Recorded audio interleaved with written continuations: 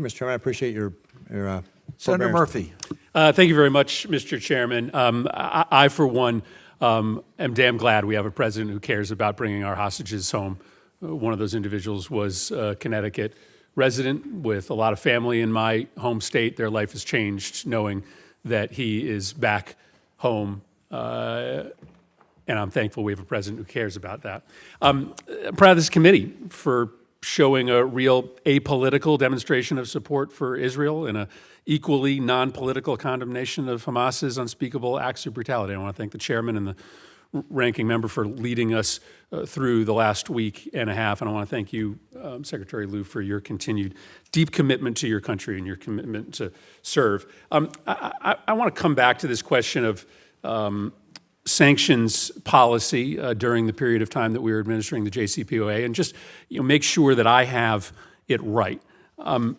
It sounds like Iranian access to the U.S. financial system was never on the table as part of any deal. And even if it were, frankly, it was unlikely that any financial institution would have engaged in these transactions due to the very obvious compliance risk.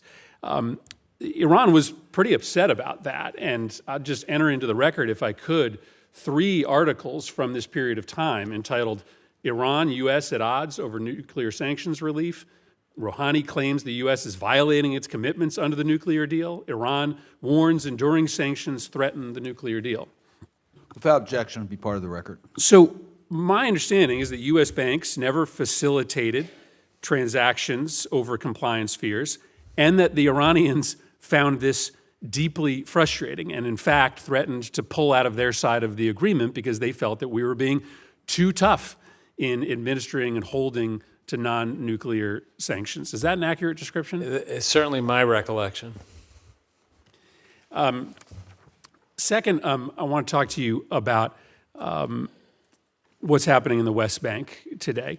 More than 58 Palestinians have been killed in the West Bank and East Jerusalem since October 7th. There's been nightly clashes between security services and protesters. Settlers have attacked and destroyed Palestinian homes.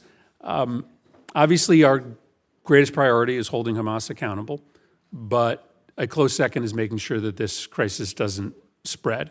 How do you assess the Palestinian Authority's ability to maintain security in the West Bank? What's the path forward for the Palestinian Authority in the West Bank in light of its pretty diminished and shattered credibility? And is it a continued policy priority for the United States to do the things necessary to support the administration of justice inside the West Bank?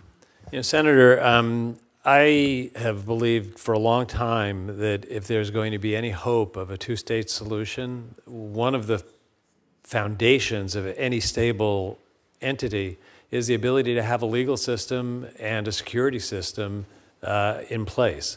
I was proud of the work we did over many years to build the training and the level of responsibility of Palestinian security forces.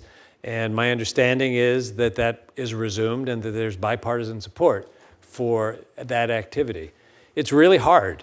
It's really hard to build a stable force, and it requires sustained engagement.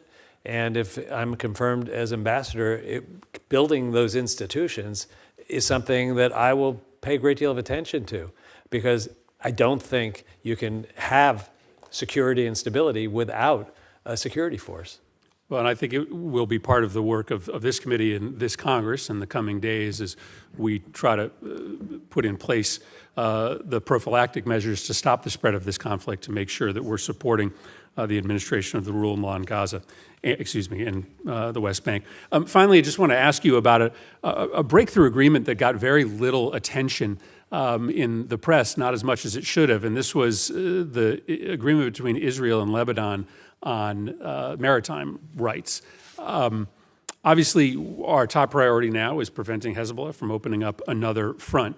But I just wanted to make sure that one of your priorities, outside of the administration of this crisis and conflict is going to continue to capitalize on the progress that has been made, remarkable progress between Israel and Lebanon to create this maritime border, but to use it as a foundation to try to continue to ease and normalize relationships between these two historic adversaries. It's pretty extraordinary that Israel has now indigenous natural gas resources, and that it's a source of the ability to partner with other countries in the region to be able to help Europe through a crisis because of Russia's invasion of Ukraine. And I must say that when I was in government the last time, it was a flicker of a dream to get there. I remember when Israeli officials came over to observe an energy a license auction, and my daughter, who's sitting behind me, was working at the Department of Interior and helped translate for them what was being said in English about energy auctions so they would understand it in Hebrew. And it's now a real resource. It's being developed. It's not without its controversy. The borders are controversial. Maritime issues are not my area of great expertise, but I will get up to speed on them very quickly if confirmed. Thank you, Mr. Chairman. Senator Barrasso. Well, thank you, Mr. Chairman.